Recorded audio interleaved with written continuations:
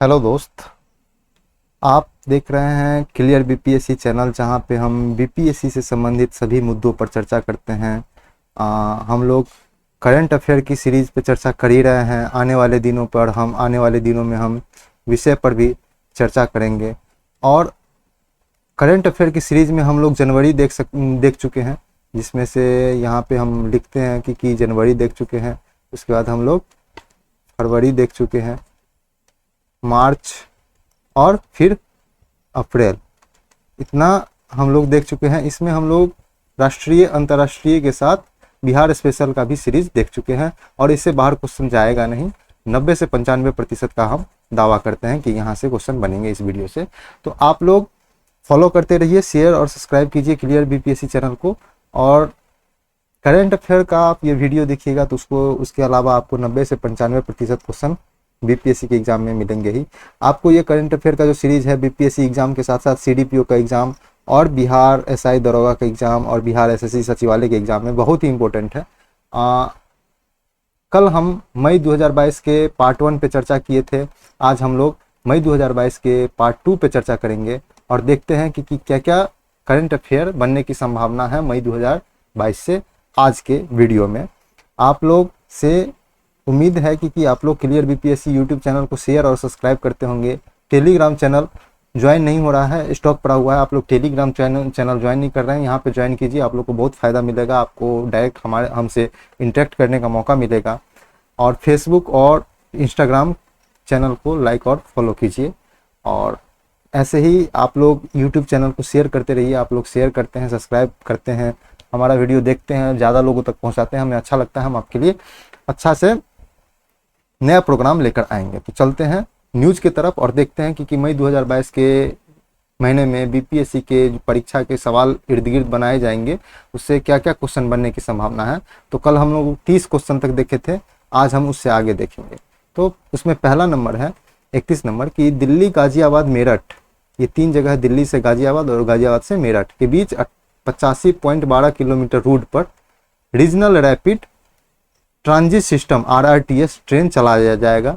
तो ये बीपीएससी के पॉइंट ऑफ व्यू से पूछ सकता है कि रीजनल रैपिड ट्रांजिट सिस्टम क्या है, तो ट्रेन है, तो याद रखेंगे। आरआरटीएस ट्रेन का निर्माण सावली गुजरात में एल्स्टॉम, फ्रांस की कंपनी है, एल्स्टॉम कंपनी के द्वारा बनाया जा रहा है। और यह ट्रेन जो है 180 किलोमीटर प्रति घंटा के रफ्तार से चलने में सक्षम है, और इसे 2023 से परिचालन को शुरुआत कर दिया जाएगा। तो इतना चीज़ याद रखेंगे, उतना ज़्यादा इंपॉर्टेंट नहीं है न्यूज़ के लिए, न्यूज़ के ध्यान से आप लोग को रखना है। सिविल सेवा परीक्षा 2021 का रिजल्ट इस बार कुछ ही दिन पहले हाल ही में जारी हुआ है, मई में जारी हुआ था। उसमें प्रथम 25 स्थान में 10 महिला शामिल थी। तो स्टार्ट में 15 पुरुष थे, 15 पुरुष और 10 महिला प्रथम 25 स्थान में है। और ऊपर से जो 3 पायदान है, 3 स्थान है, तीनों महिला को ही प्राप्त हुआ है। और प्रथम स्थान श्रुति शर्मा है, जो उत्तर प्रदेश के बिजनौर जिले से आती हैं। तो ये भी पूछने वाली है। हालांकि पिछले बार जो शिवम कुमार थे वो बिहार से थे, तो ये भी इम्पोर्टेंट था। तो हालांकि पूछा नहीं गया, ये भी पूछे जाने की संभावना बहुत कम है। न्यूज के लिए लिहाज से ये जानना जरूरी है। नेक्स्ट देखते हैं कि क्वाड है। क्वाड क्या है? क्वाड भारत के साथ 3 और देशों के प्रमुख जो सुरक्षा पर बनाया गया है एक समूह है, उसका नाम है क्वाड, क्वाड्रिलेटरल सिक्योरिटी डायलॉग इसका फुल फॉर्म है। तो क्वाड देशों, कल के लेक्चर में हम क्वाड पे जो है 2 न्यूज़ करवाए थे और उसमें क्वाड के बारे में कुछ बेसिक आइडिया बताए थे। तो कल का जो है आप वीडियो फॉलो कीजिए मई 2022 के पार्ट 1 पे। तो क्वाड देशों के प्रमुख ने हिंद प्रशांत इंडो पैसिफिक क्षेत्र में क्वाड देशों के साथ कुछ अन्य प्रमुख देशों को मिलाकर एक नया आर्थिक सहयोग संगठन बनाने की घोषणा किया। उसका नाम होगा हिंद प्रशांत आर्थिक framework, Indo Pacific economic framework, IPEF का गठन किया गया। इसमें कौन है? क्वाड के देश हैं और कुछ अन्य देश हैं। तो देखते हैं कौन कौन है। IPE में कुल 13 सदस्य हैं, जिसमें से 4 देश क्वाड के हैं। तो 4 देश में कौन है? पहला है भारत, दूसरा है USA, तीसरा है ऑस्ट्रेलिया और चौथा है जापान। तो ये 4 देश है क्वाड में। तो क्वाड के 4 देश प्लस न्यूजीलैंड, 9 देश और होगा, 13 देश में से 4 क्वाड देश हो गए, 9 देश और होगा।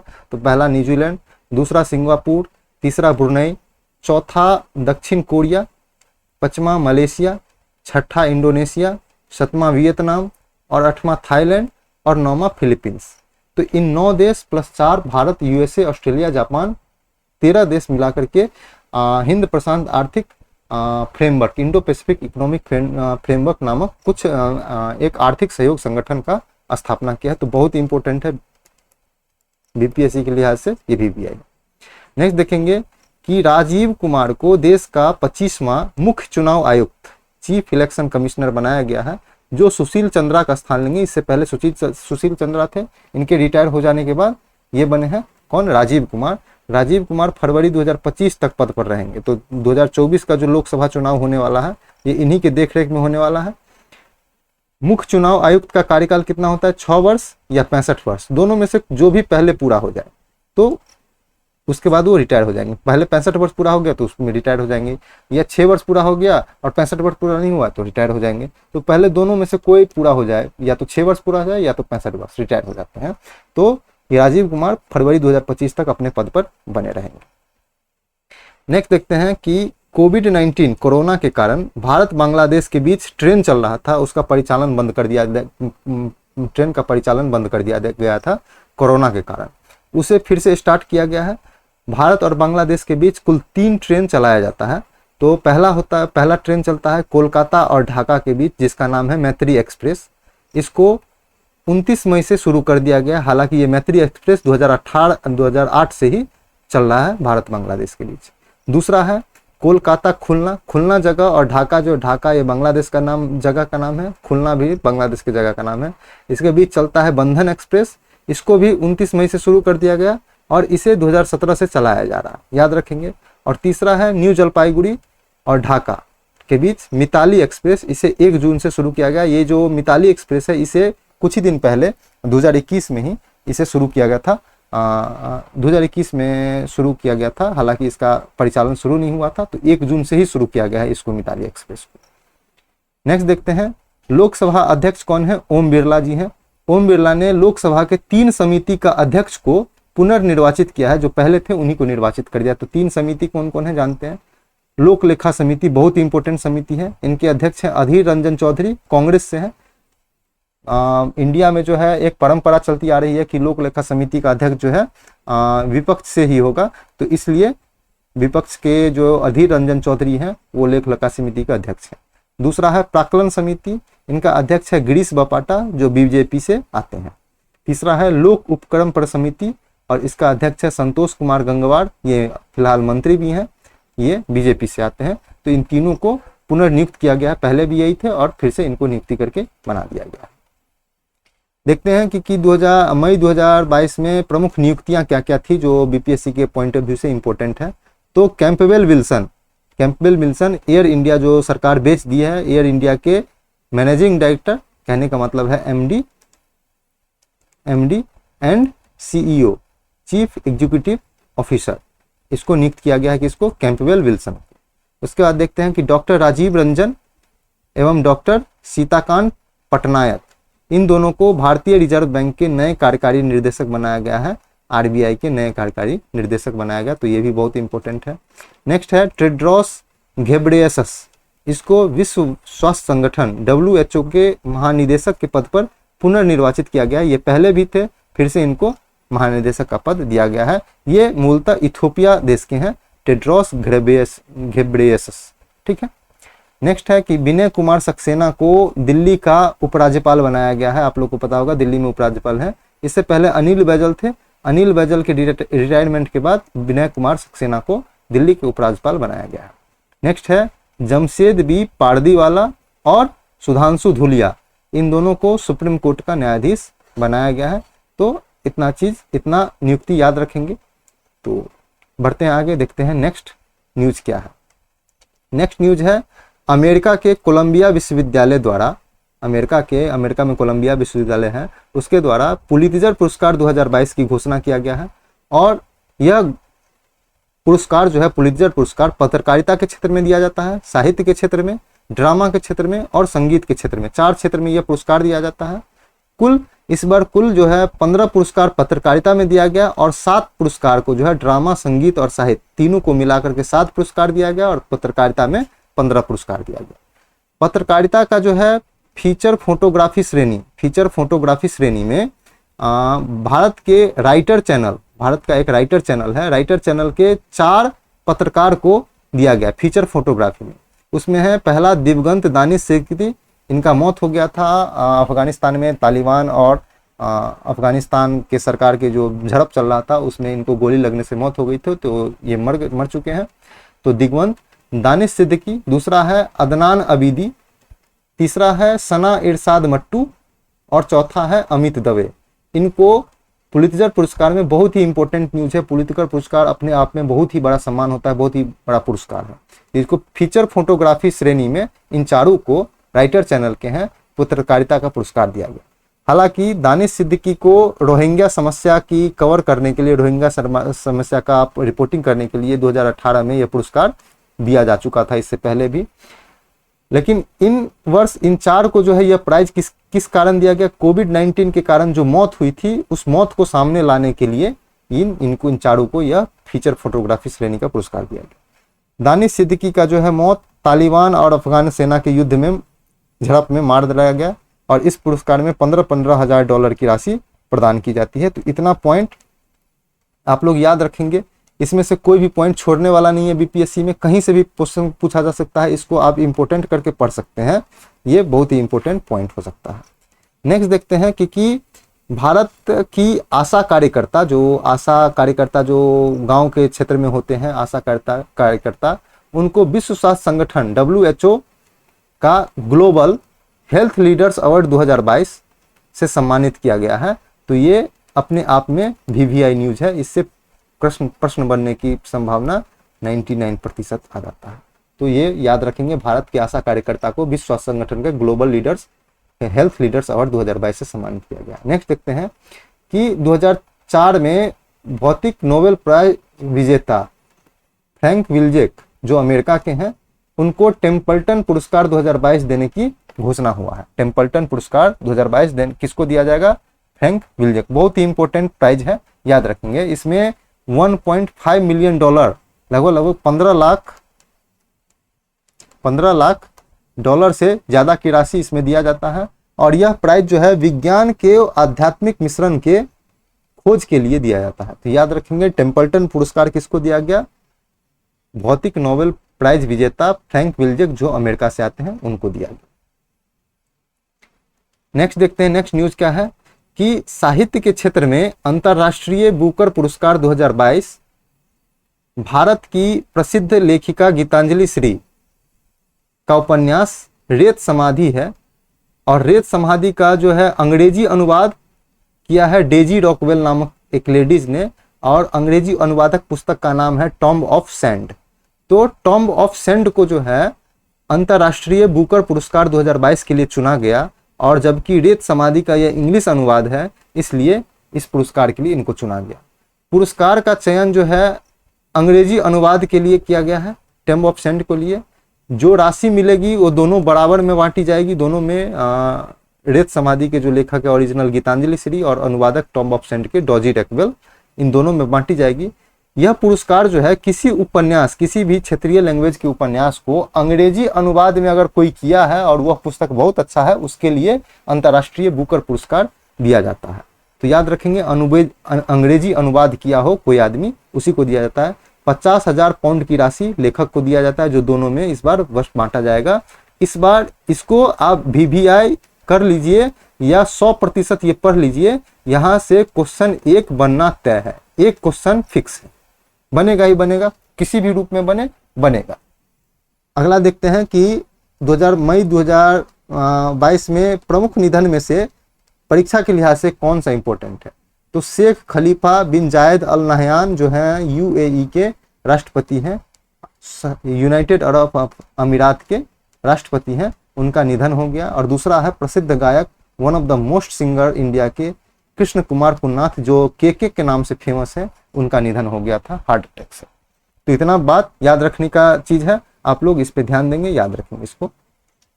नेक्स्ट है कि फ्रांस का प्रतिष्ठित 75वां कान फिल्म फेस्टिवल, कान जो है फ्रांस का जो जगह का नाम है उसी के नाम पे फिल्म महोत्सव का आयोजन होता है। 17 से 28 मई 2022 के बीच कान फ्रांस में आयोजित किया गया 75वां कान फिल्म महोत्सव फिल्म फेस्टिवल।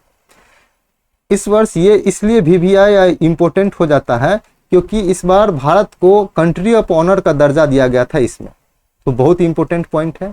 और इस महोत्सव की जो प्रतियोगिता खंड में है, इसका जो जज का ज्यूरी होता है, जो तय करता है कि कौन जीतेगा, इस ज्यूरी में भारत की दीपिका पादुकोण अभिनेत्री इनको शामिल किया गया था, तो ये भी पॉइंट बहुत ही ज़्यादा इंपॉर्टेंट है।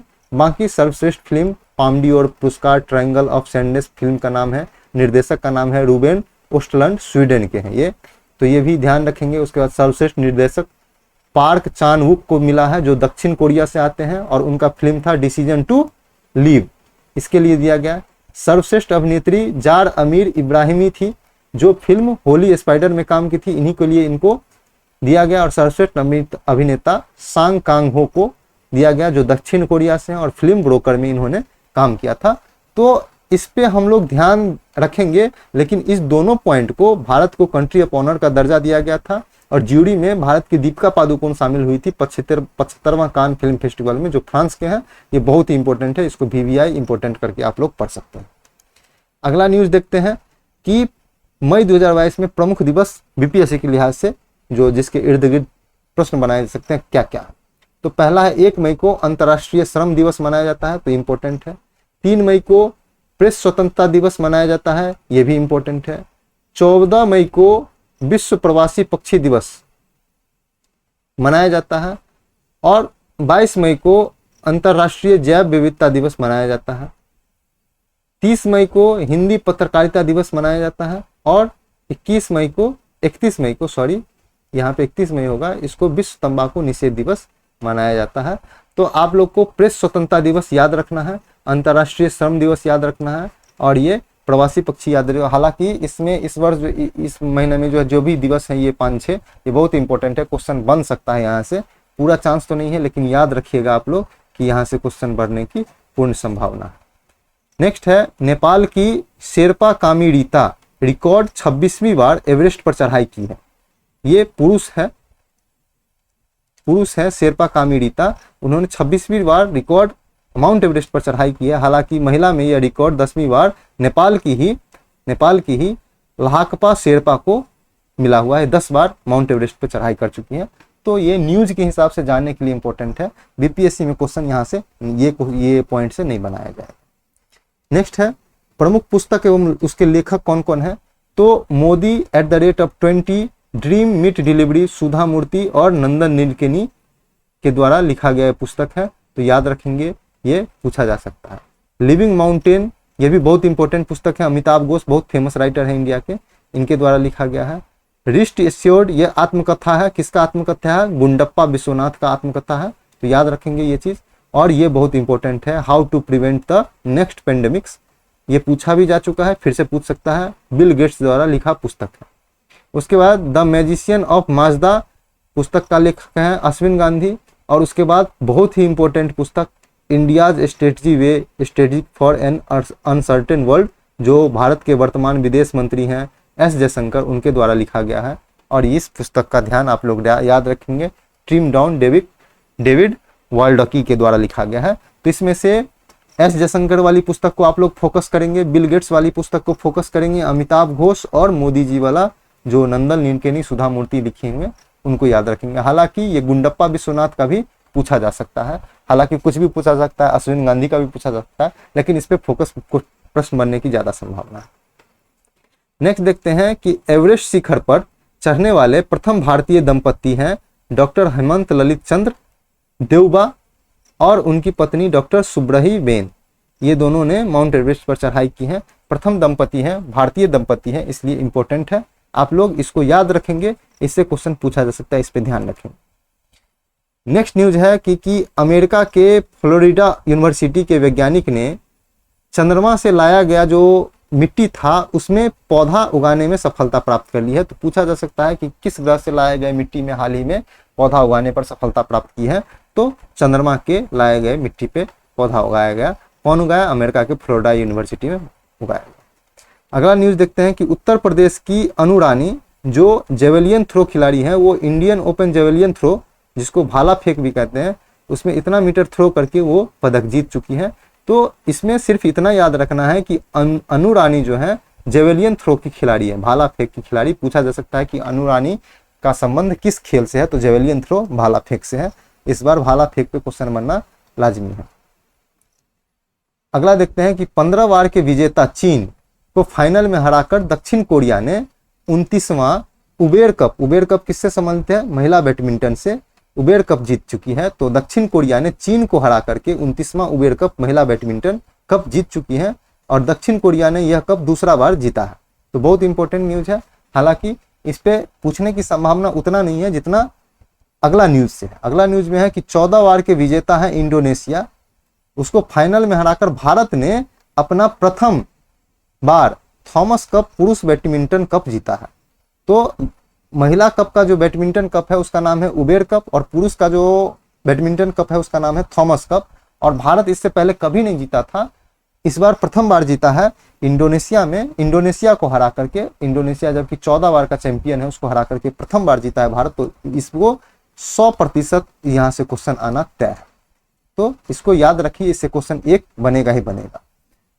15 मई को फाइनल हुआ था और भारतीय टीम जो ये फाइनल जीत गया है, इसके लिए भारतीय टीम को भारत सरकार ने 1 करोड़ रुपया देने की घोषणा की है और भारतीय बैडमिंटन संघ ने इस टीम को 1 करोड़ रुपया देगा और इसके टीम के स्टाफ को 20 लाख रुपया देने की घोषणा किया है। तो ये भी इंपॉर्टेंट पॉइंट है, याद रखिएगा आप लोग, बहुत इंपॉर्टेंट था। अगला देखते हैं कि अगला न्यूज क्या है कि भारतीय क्रिकेट कंट्रोल बोर्ड BCCI, भारतीय क्रिकेट कंट्रोल बोर्ड इंडिया, भारतीय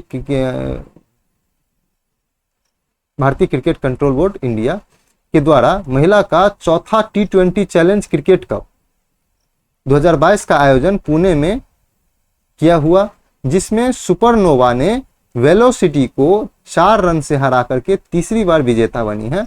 तो याद रखेंगे कि जैसे IPL होता है पुरुष का, वैसे महिला का T20 चैलेंज क्रिकेट कप होता है। तो उसमें 3 टीमें भाग लेती हैं। पहला है सुपरनोवा, दूसरा है वेलोसिटी DT ने सिटी, और तीसरा है टेल ब्लेजर्स। तो सुपरनोवा इस बार जीती है और तीसरी बार, 4 बार आयोजन हुआ है, इसमें 3 बार सुपरनोवा जीत चुकी है, जिसका कप्तान हरमनप्रीत कौर है। तो याद रखेंगे, ये चीज ध्यान देने वाली बात है।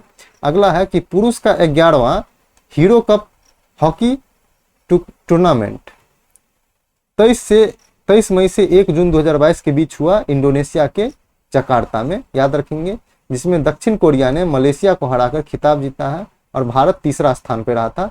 तो इंपॉर्टेंट न्यूज है कि भारत तीसरा स्थान पे रहा था, तो याद रखेंगे कि 3rd स्थान पे भारत था। अगला न्यूज देखते हैं क्या है कि महिला की 12वीं विश्व मुक्केबाजी चैंपियनशिप का आयोजन इस्तांबुल, तुर्की का शहर है, इस्तांबुल में हुआ, 8 से 20 मई को हुआ। भारत ने इसमें कुल 3 पदक जीता। पहला है निखत जरीन, उन्होंने स्वर्ण पदक जीता और निखत जरीन तेलंगाना से आती हैं और किस वर्ग में जीती हैं? 52 kg वर्ग में, तो याद रखेंगे। दूसरा है मनीष मौन, जो हरियाणा से आते हैं और कांस्य पदक जीते 57 kg वर्ग में। और तीसरा है प्रवीण हुड्डा, जो हरियाणा से हैं, 63 kg वर्ग में कांस्य पदक जीते हैं। तो इन तीनों को याद रखना है, खास करके निखत जरीन जो स्वर्ण पदक जीती हैं तेलंगाना की है और 52 किलो वर्ग में जीती है। निखत जरीन स्वर्ण पदक जीतने वाली 5वीं भारतीय महिला मुक्केबाज बन चुकी हैं। तो याद रखेंगे ये चीज, इससे पहले 4 महिला मुक्केबाज जीत चुकी हैं। अगर कोई आदमी स्वर्ण पदक विजेता बनता है तो उसको $1 लाख, रजत पदक को $50,000 और कांस्य पदक को $25,000 की राशि दी जाती है विश्व मुक्केबाजी चैंपियनशिप। अगला न्यूज देखते हैं कि क्या है। स्पेन का 19 वर्षीय कार्लोस अल्कराज नामक व्यक्ति ने मैड्रिड ओपन टेनिस में एकल खिताब जीता और इस खिताब पाने के लिए बहुत इंपॉर्टेंट है कि दुनिया का सबसे नंबर 1 खिलाड़ी राफेल नडाल, नोवाक जोकोविच और अलेक्जेंडर जेवेरेव को हराकर जीता है। तो ये बहुत इंपॉर्टेंट है। कार्लोस अल्कराज स्पेन का है और मैड्रिड ओपन में टेनिस में एकल खिताब जीता है। अगला है 57 नंबर न्यूज की 24वें ग्रीष्मकालीन डेफ ओलंपिक्स खेल ब्राजील में है। याद कंफ्यूज नहीं करेंगे, ओलंपिक नहीं है, डेफलिम्पिक्स खेल है। इसका आयोजन ब्राजील में हुआ, जिसमें भारत 5 स्वर्ण पदक, 4 रजत पदक और 7 कांस्य पदक को मिलाकर कुल 16 पदक के साथ 9वां स्थान पर रहा। तो भारत ग्रीष्मकालीन डेफलिम्पिक का आयोजन ब्राजील में हुआ, याद रखेंगे, 5 स्वर्ण पदक, 4 रजत पदक और 7 कांस्य पदक के साथ 16 पदक के साथ 9वां स्थान पर रहा।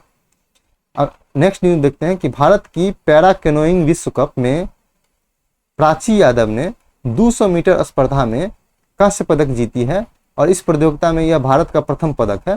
तो यह भी ध्यान देने वाला बात है, पूछा जा सकता है, क्वेश्चन बनाया जा सकता है।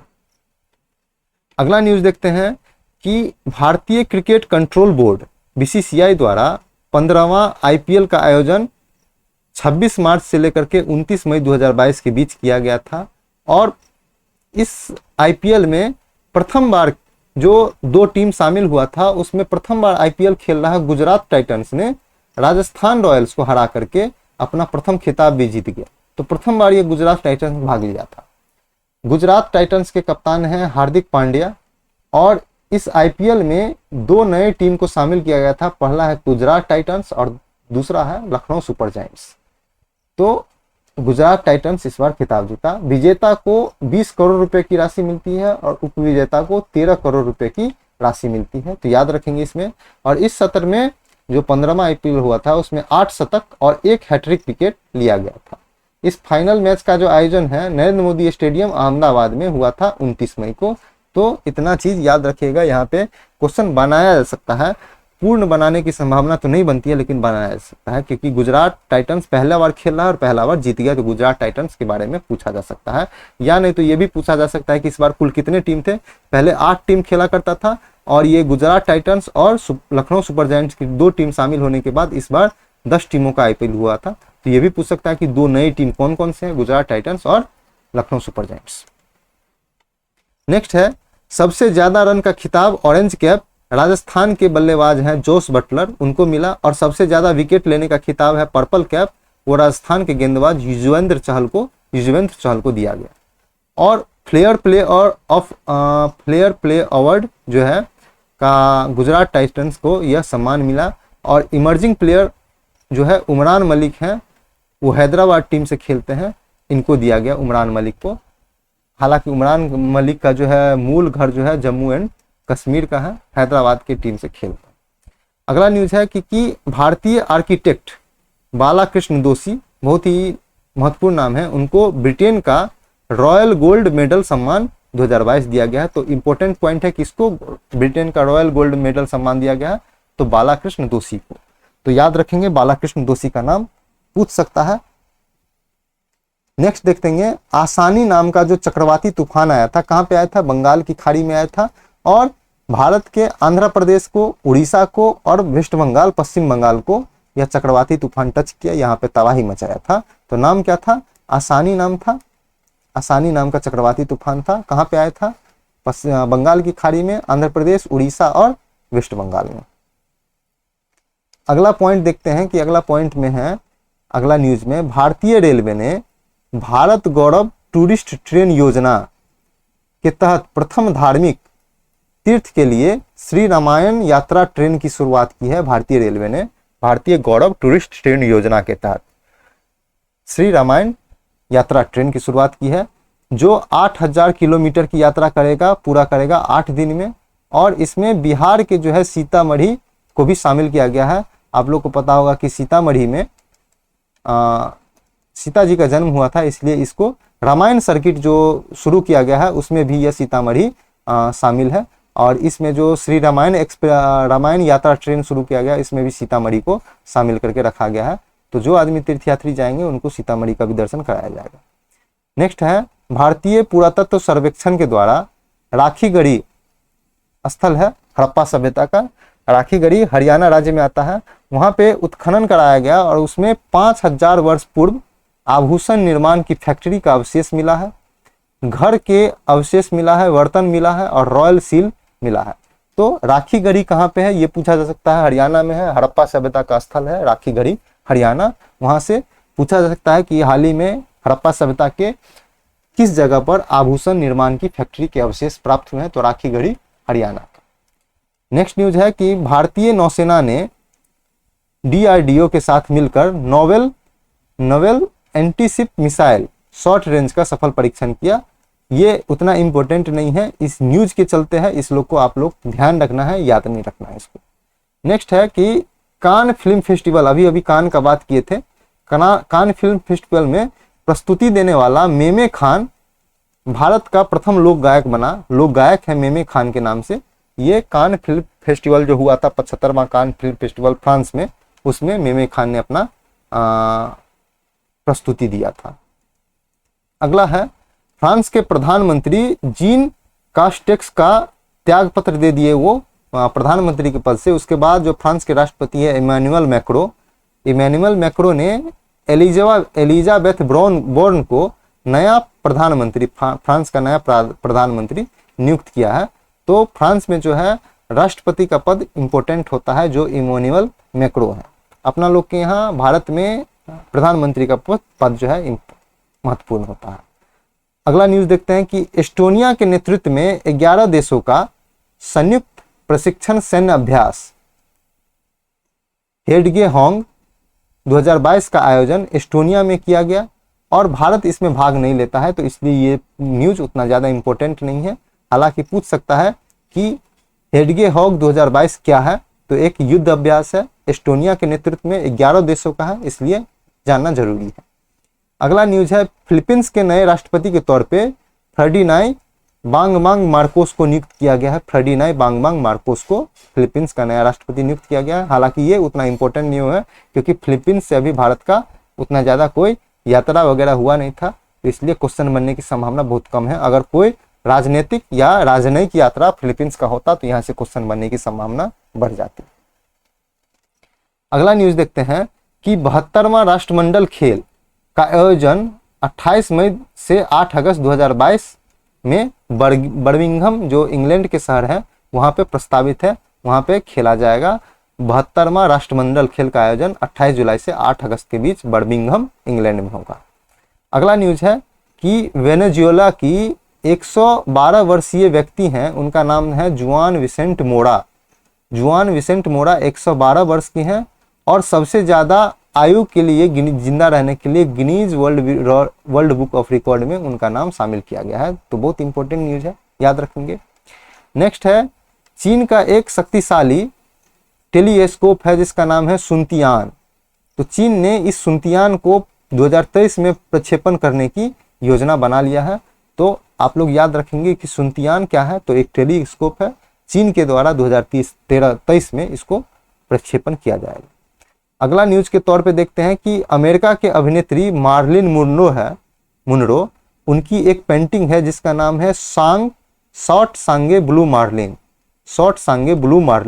और इस पेंटिंग शॉर्ट सांगे ब्लू मार्लिन का जो नीलामी हुआ उसमें इस पेंटिंग के लिए $195 मिलियन में इसे खरीदा गया, इसका बोली लगाया गया।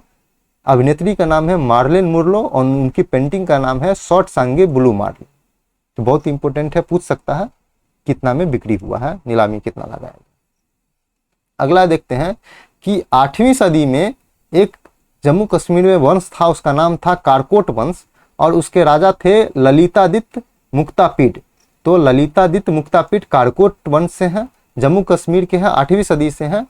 उनके द्वारा ललितादित्य मुक्तापिड के द्वारा कश्मीर में मार्तंड सूर्य मंदिर का निर्माण किया गया था। जम्मू कश्मीर में है मार्तंड सूर्य मंदिर, सूर्य भगवान का मंदिर है और इसे भारतीय पुरातत्व सर्वेक्षण के द्वारा राष्ट्रीय महत्व का स्थल घोषित कर दिया गया है। और जिस स्थान को राष्ट्रीय महत्व का स्थल घोषित कर दिया जाता है वहां पे आम आदमी का हस्तक्षेप, आम आदमी जा नहीं सकता है, उसको संरक्षण प्राप्त होता है। तो इस मार्तंड सूर्य मंदिर को भारतीय पुरातत्व सर्वेक्षण ने राष्ट्रीय महत्व का स्थल घोषित कर दिया है। फिर भी जम्मू कश्मीर का जो राज्यपाल है मनोज सिन्हा जी, वहां पे एक धार्मिक समारोह का आयोजन करवाया और उसमें भाग भी लिया, तो इसलिए इंपॉर्टेंट है और ये चर्चा में रहा था। मार्तंड सूर्य मंदिर कहाँ पे है? जम्मू कश्मीर। किसके द्वारा स्थापित है? ललितादित्य मुक्तापिड के द्वारा। कारकोट वंश के राजा थे, 8वीं सदी में थे, तो याद रखेंगे। अगला है, ये भी पूछ सकता है कि मार्तंड सूर्य मंदिर किस राज्य में है, तो जम्मू कश्मीर में है। अगला है कि कोरिया वन सेवा और यूनाइटेड नेशन के जो है खाद्य एवं कृषि संगठन है फाओ ने मिलकर 15वां विश्व वानिकी कांग्रेस 15वां विश्व वानिकी कांग्रेस का आयोजन 2 से 6 मई के बीच सियोल दक्षिण कोरिया का शहर है, सियोल दक्षिण कोरिया में किया गया, जहां पे वानिकी संरक्षण के लिए सियोल घोषणा पत्र अपनाया गया। तो पूछ सकता है कि सियोल 15वां विश्व वानिकी कांग्रेस का आयोजन कहाँ पे किया गया है, तो सियोल दक्षिण कोरिया में किया है। कौन किया है, तो कोरिया वन सेवा और फाओ संगठन यूएन का है फाओ, ये दोनों मिलकर किया है। अगला देखते हैं कि अगला न्यूज है संयुक्त राष्ट्र खाद्य कार्यक्रम, ये फाओ का है। फाओ के द्वारा state of the world forest report जो है फॉरेस्ट का जो SOF रिपोर्ट 2022 जारी किया गया है। फाओ के द्वारा state of the world forest report 2022 जारी किया गया है और यह रिपोर्ट प्रत्येक 2 वर्ष पर जारी होता है। तो ये पूछ सकता है कि state of the world forest report SOF 2022 किसके द्वारा जारी किया गया है, तो याद रखेंगे आप लोग कि किसके द्वारा जारी किया गया, फाओ के द्वारा। तो ये था इस न्यूज को।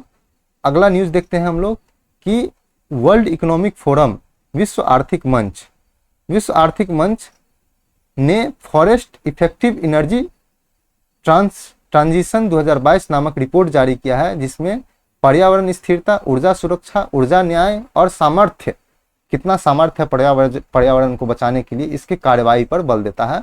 तो ये रिपोर्ट का नाम है forest effective energy transition 2022 report, इसको जारी किया है विश्व आर्थिक मंच वर्ल्ड इकोनॉमिक फोरम। अगला देखेंगे, नेक्स्ट न्यूज है प्रधानमंत्री जन आरोग्य योजना के तहत 100% परिवार को शामिल करने वाला भारत का पहला जिला सांबा जिला बना है, जो जम्मू कश्मीर राज्य में है। तो प्रधानमंत्री जन आरोग्य योजना के तहत 100% परिवार कवर करने वाला प्रथम जिला बन गया है कौन, सांबा, जम्मू कश्मीर का। इसको अपना लोग याद रखेंगे। अगला न्यूज देखेंगे कि ब्राजील के लैंडस्केप गार्डन है और वहां पे आपको सिटियो बुर्ले मार्ग है, जिसको यूनेस्को ने विश्व विरासत या विश्व धरोहर स्थल का दर्जा दिया है। तो पूछ सकता है कि सिटियो बुर्ले मार्ग किस देश में है, तो ब्राजील में है और जिसे यूनेस्को के द्वारा धरोहर स्थल का दर्जा दिया गया है। अगला है पंजाब के जो शिक्षा बोर्ड है उसने सिख के इतिहास के 3 किताब पर प्रतिबंध लगा दिया है। तो पूछ सकता है कि सिख के 3 किताब पर प्रतिबंध किसके द्वारा लगाएगा, तो पंजाब के शिक्षा बोर्ड के द्वारा। अगला देखते हैं कि केंद्रीय प्रत्यक्ष कर board central board of direct tax के नया चेयरपर्सन किसको बनाया गया, तो संगीता सिंह को बनाया गया है। तो इसको याद रखेंगे, पूछा जा सकता है, पूछा गया है कितना बार CBDT के अध्यक्ष के बारे में। आज का अंतिम देखते हैं कि जैन यूनिवर्सिटी बेंगलोर कर्नाटक में है, बेंगलोर शहर में जैन यूनिवर्सिटी, उसको जो है स्वर्ण पदक दिया गया है किसके लिए, खेलो इंडिया यूनिवर्सिटी गेम का विजेता बना है कौन, जैन यूनिवर्सिटी बेंगलोर। खेलो इंडिया का जो है यूनिवर्सिटी स्तर का जो गेम हुआ था उसमें जैन यूनिवर्सिटी बेंगलोर के जैन यूनिवर्सिटी को स्वर्ण पदक दिया गया है। तो इतना न्यूज हम पार्ट 2 में देखे हैं। हम लोग अभी तक देख रहे थे मई 2022 का पार्ट 2। तो इसमें हम लोग कुछ न्यूज देखे हैं जो एग्जाम के BPSC के एग्जाम के परीक्षा के इर्द गिर्द क्वेश्चन बनाए सकते हैं। आप लोग से उम्मीद करते हैं कि आप लोग क्लियर BPSC के YouTube चैनल को शेयर करते हैं, सब्सक्राइब करते हैं। लाइक, शेयर और सब्सक्राइब कीजिए ताकि ज़्यादा से ज़्यादा तक लोगों तक बातों पहुंचेगा और बात पहुंचेगा तो नया प्रोग्राम हम नया स्टार्ट करेंगे मेंस से रिलेटेड। टेलीग्राम चैनल को ज्वाइन कीजिए, इस पे आने वाले दिनों में बहुत फ़ायदा होने वाला है। एक बार ज्वाइन करके देखिए, इस पर फ़ायदे बहुत ज़्यादा हैं आप लोग के एग्जाम के पॉइंट ऑफ व्यू से। और फेसबुक और इंस्टाग्राम के पेज को लाइक और फॉलो कीजिए। अगर किसी को, जो आदमी हमसे संपर्क कर रहे हैं मैसेज के द्वारा, फ़ोन के द्वारा, उनको हेल्प किया जा रहा है, गाइड किया जा रहा है, तो आप लोग इसी तरह सहयोग और सपोर्ट बनाए रखिए, शेयर कीजिए, सब्सक्राइब कीजिए। और आप लोग को अगर किसी भी तरह की परेशानी हो BPSC से संबंधित तो हमसे संपर्क कर सकते हैं टेलीग्राम पे या व्हाट्सएप पे। आप इस नंबर पे नोट करके हमसे संपर्क कर सकते हैं। तो हम लोग देख रहे थे मई 2022 के राष्ट्रीय अंतर्राष्ट्रीय के न्यूज का जो है पार्ट 2 देख रहे थे, हम लोग पार्ट 2 देख रहे थे। तो इस पार्ट 2 में आज के लिए इतना ही था।